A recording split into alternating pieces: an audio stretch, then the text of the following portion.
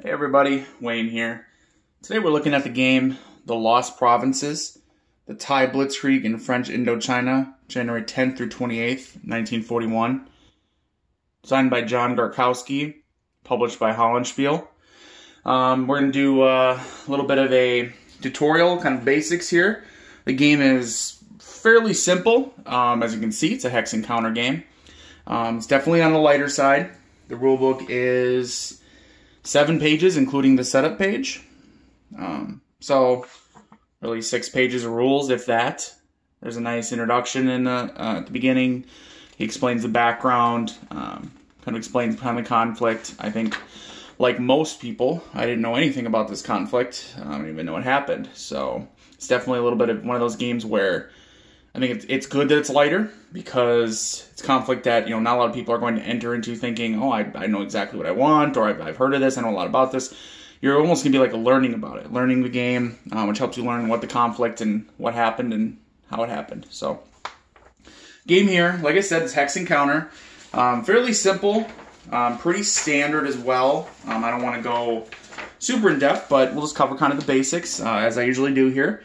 So, as you can see the map, it's an operational scale game. So we're looking at, I think, 8 miles to a hex. Covers kind of the part of the country where the conflicts actually happened here. The units, I'm just gathering them up here.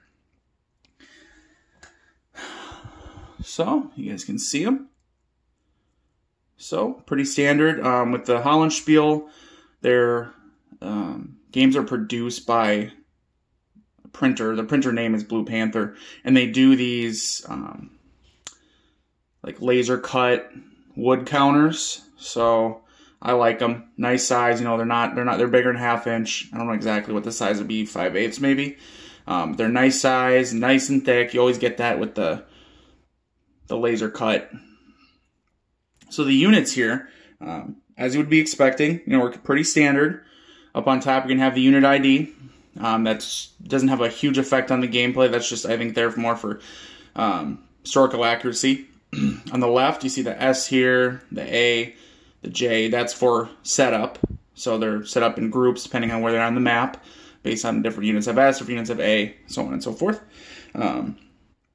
Pretty standard. It uses the NATO symbology. Although, as you can see, it's like, for instance, it says tank on there, so infantry, this is a tank, it also says tank. Artillery, and then there's an armored train. The yellow means it's armored, and then the artillery here are motorized. So, the motorized and armored gain a movement advantage on roads and rails. And as you can see, the units are doubles, most or all, maybe not all, but most are double-sided. So they're stepped counters, right? So they're stepped units. So say this tank starts off 6 attack strength, 4 movement, which, yes, as in most games, attack and movement. There's no defense. It's attack and move. Combat factor and move factor, I guess, should be specific.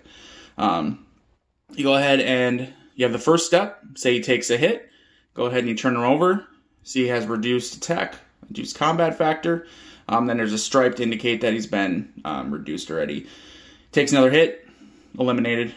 Get him out of there. So, let's see. Like I said, pretty standard stuff here. Nothing big. Train. Yeah, I mean, armored. It's an armored train, so it's kind of cool. You get to use him going up and down the train track. Obviously, movement is limited to the tracks. But if you look on the map here, train tracks come up. And they're pretty central to at least one part, at least one thrust from the Thai forces.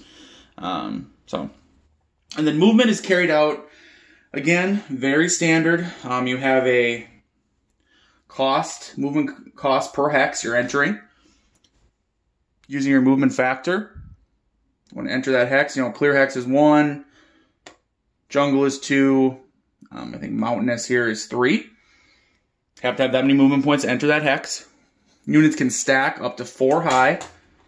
So you can get decent sized stacks that are limited to 4, but in the way the game works, you definitely want to have 4 probably, just because of the way combat works with figuring out which we will cover. So, alright, so cover the units there. Oh, and they're, actually let me a couple other units I want to show you guys.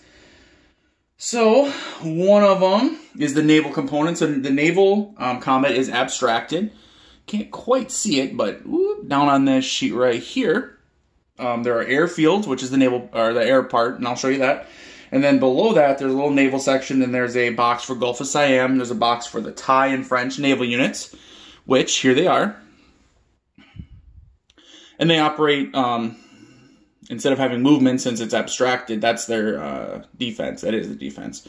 So it's basically attack and defense on the naval units. What do they actually call it in the game here? Gunnery and armor. Sorry, you get the terms right, Wayne. So 2 gunnery, 7 armor, 2 gunnery, 9 armor. French and Thai as color-coded units. And what you're doing is this abstracted way. You have your own area for your naval units in these boxes. Actually, let me show you. Let me just show you guys how you can see. As well, right? So be mindful. I'm taking you off the old tripod here, so you can check it out. So, I'm trying not to shake her up too much, guys. All right, so as you can see, very abstracted. What you'd be doing is say, you know, turn starts during movement. You can move them. You can just move your naval units with whoever you have right into the Gulf of Siam here. And then when you can, say the French are like, yep, we're going to challenge you as well. Boop. Boop. You go ahead and during combat phase, which is naval moves first, then land moves. Just double checking the rules here. And I believe naval combat comes first during the combat phase. Yep. You go ahead and you line them up. And you line them up with higher gunnery score first, followed by lower. So if, say, all the units are involved, which there's only 4 naval units total in the game, then French always win ties here. So it'd be the French get to roll first. You know, you roll 2d6, add your gunnery score, you compare it to your target's armor. If it's greater than, they take a hit. If it's equal or less than, they do not.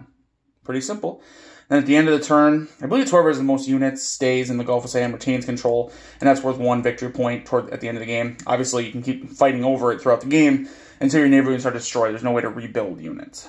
So, it's the naval aspect. Like I said, abstracted, but it's fun that it's in there. I'm glad it's in there. Just add a little bit to the game. Same thing with aircraft. Where's the French? Oh, French aircraft. Oh, right there. Hidden by my own phone. I was watching. Okay. So, again, as you can see, I mean, it's very abstracted. What it does is, during beginning of every turn, the Thai player gets to choose to place their air unit, which gives them air supremacy. And they place it on a hex. So say we were going to be fighting around here, right? And it's the Thai attacking the French up here. He could place it right here, say on this hex, or, you know, right on that hex, on the units. And then for that hex and the 6 surrounding, any combat there, the Thai would have a air superiority advantage, which gives them +1. The French can nullify that advantage once, but this is a 1 use. After it's used, it's gone, discarded the rest of the game. So the Thai basically are going to have air supremacy every turn except 1.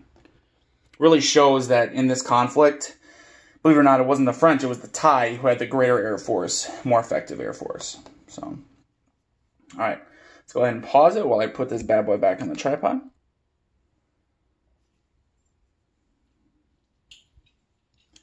All right, I'm trying to zoom in a little bit here so you guys can see. We're going to do like a little mock combat right here. So, the game, like I said, it's an operational game, and really the gist of the game is that the Thai forces have 3 thrusts, and maybe I shouldn't have zoomed in. Ooh, zoom out a little bit. Okay. So, you're going to see the Thais. I want to follow my handy-dandy little pinchers here. They're going to be coming up through here, coming up down here, and coming down here. And they're attacking the French forces on the defensive. And their point, or their job, or whatever their goal here, that's what I'm looking for, that's the word I was looking for, is to capture the victory point hexes. And you can see them. Whoop, hopefully you can see that. You might not be able to. There's a little star, VP inside. Well, the French control, obviously, the vast majority of them. I think the Thai technically control this one to start. Their little markers around, which you can have the Thai side indicate control, and then the French. So if you look down here, you can see the Thai control here, French control this one, French control this one, etc., etc. This is after a game that I played, so there's some, normally you wouldn't have them, you wouldn't have the Thai forces controlling over here to start with. That would be French. So the Thai are marching in, trying to get these points, trying to get enough VP so whoever is the majority at the end of the game wins. Game is divided up into 10 turns. Over on the track here, you just play through 10 turns. They play real quick. Like I said, this is a quick playing game. I mean, 6-page rule book, plays fast. It's not difficult at all to pick up. It's not difficult to get going. I played 2 games, and my first one, it probably took an hour and a half. Second one was about an hour. So, and that's me playing by myself. Sometimes it takes me longer to play, so I don't know. Anyway, I'll show you guys combat. So when you're moving into combat, you move adjacent to a enemy unit or stack of units, you become in contact. And when you're in contact, if you move away, it costs extra movement points. But after you end your movement, you can when you have an infantry, I guess I should say, so this stack, there's infantry underneath this tank here. At the end of your movement, you can kind of have an option of 2 things. You can either dig in, so you put in a dug in marker on your stack, but you can't attack. Or you go ahead and grab an attack marker, throw it on the stack. So you can go around, you can move in different units, everything. You want to remember, movement phase comes first, then you do your attack phase. So you go ahead and resolve all your different attacks. For this example, we're just doing the 1 right here. And I'm going to say that those French units were dug in, which I'll go through the modifiers. And trust me, digging in is the best thing to do for a defender. In fact, you need to do it, and that's the way to have a strong defense. So say we're doing this attack. The Thai are attacking. I'm going to say that the Thai did have air superiority, and that the French either didn't use theirs or already used it up, and so they're not going to be able to stop their superiority. So grab the manual here just to make sure I'm getting it right. So land combat. You determine the modifiers, you roll the dice, and you apply the result. Let me zoom in a little bit here, everybody. Okay. All right. So let's go ahead, and what I do, I just kind of, I already know this attack's going on. I kind of spread the guys out a little bit because no harm. We know they're all in those stacks, so no big deal. Remember, they're dug in, which will definitely affect here.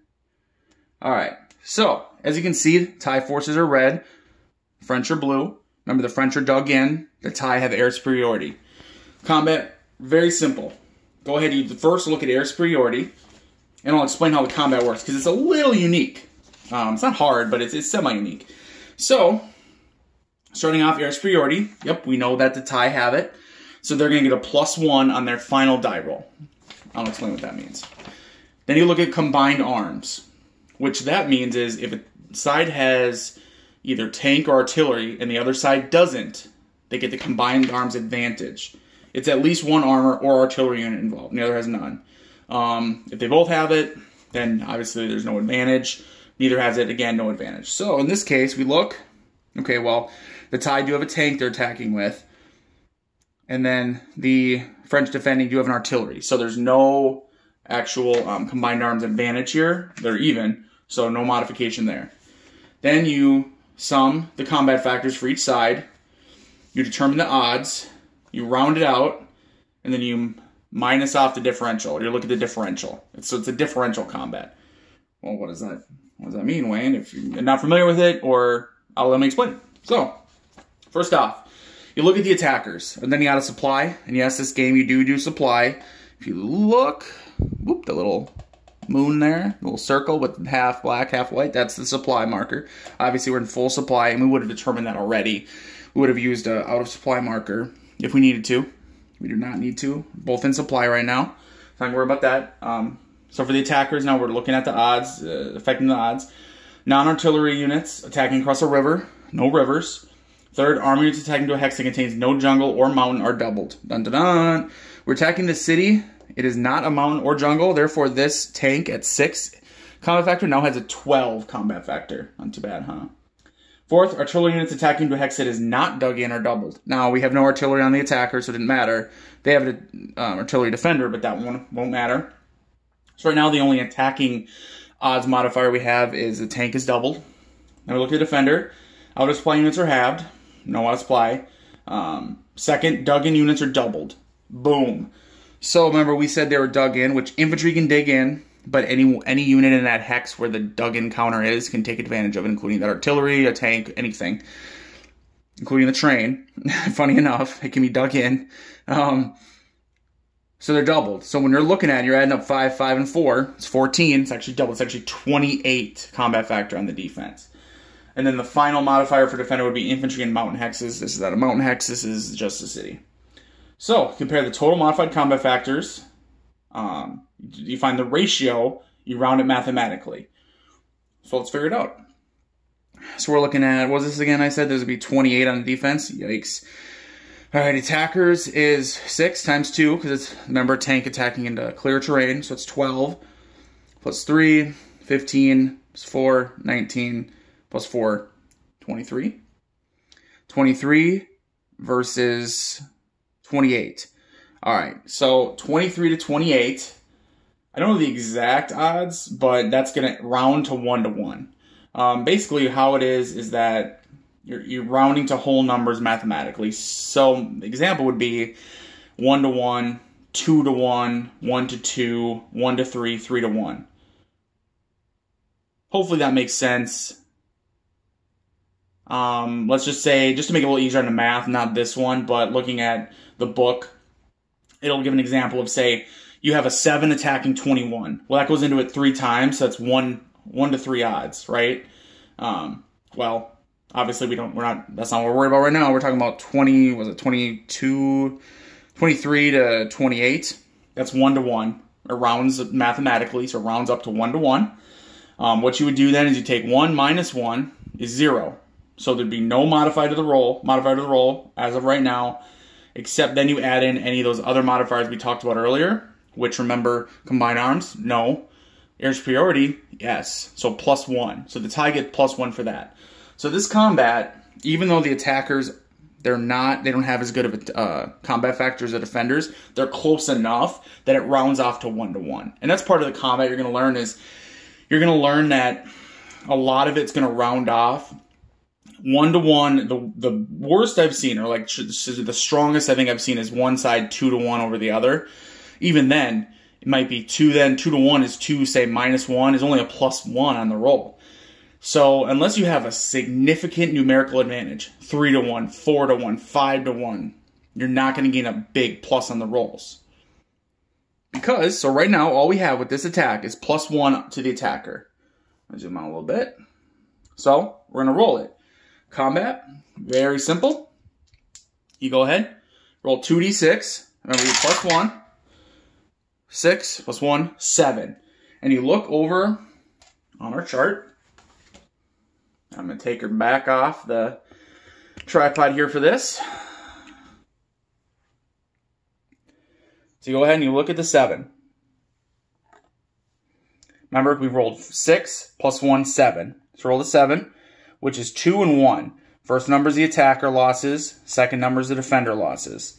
The attacker is going to suffer 2 step losses. The defender 1 step loss. Very simple, very simple. So we go over here. Now, there's an interesting thing, though. So we suffer 2 losses.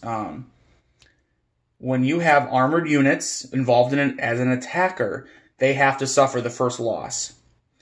So even though we don't want him to suffer the loss because he's a tank, he's freaking awesome, unfortunately he has to. So this tank is going to suffer the first loss.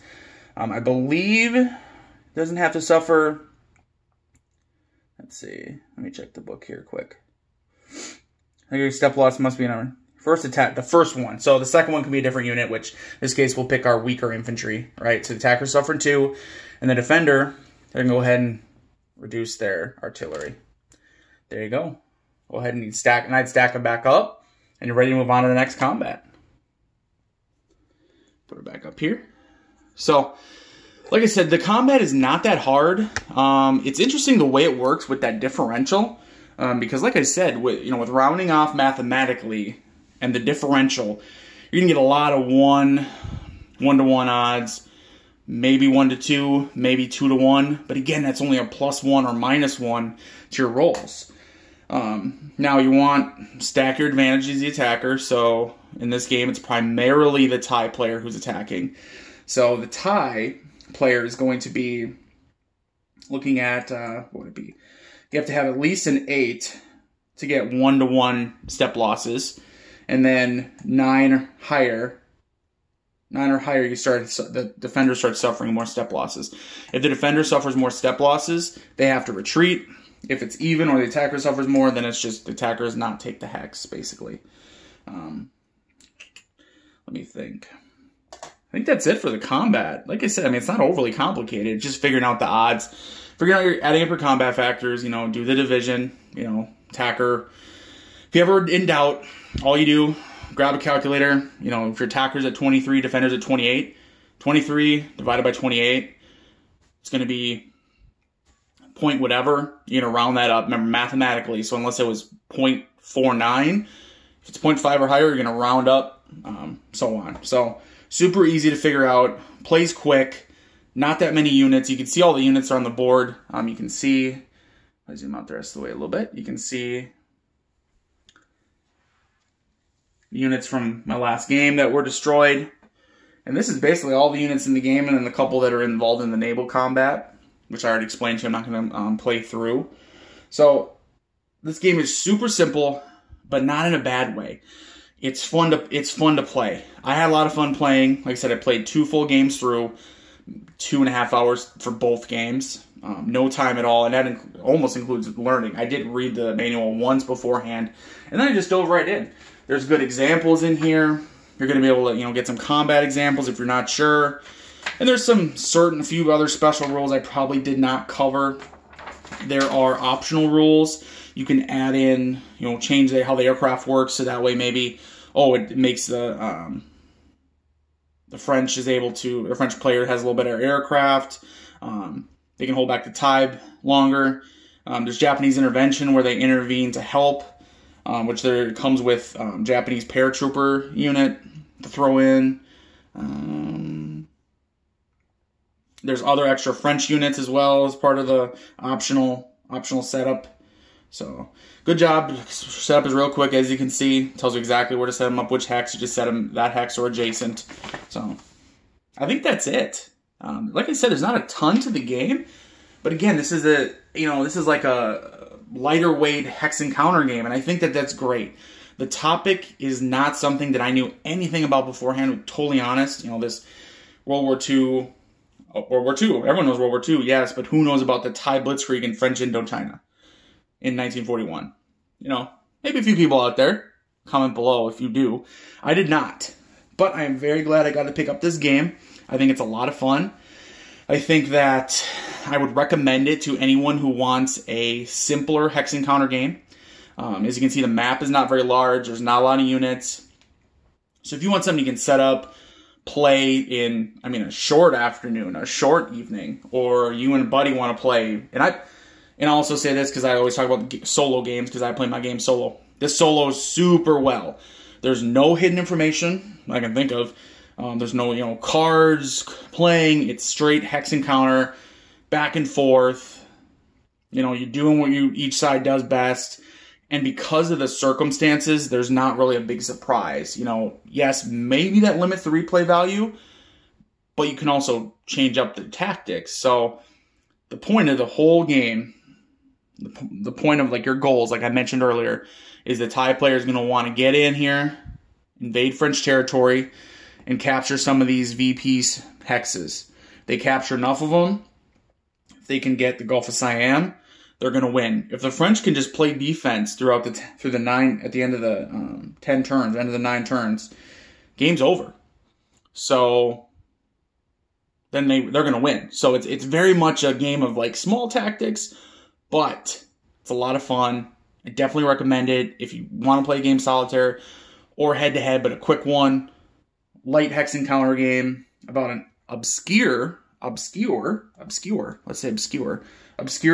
topic that caught my attention more than I thought it would, and I am pleasantly surprised to say that. So, hope you liked the video. I don't think I'm going to do an actual like playthrough at all with it. I think it's so simple of a game that maybe it wouldn't be as fun to watch me play through. I mean, let me know if you want to see one, but I think I'll just stick with this sort of tutorial as all I actually cover on video for this game. But I do recommend it, from Hollandspiele. It's not expensive, and it's a lot of fun. So until next time, guys, see you later. Bye.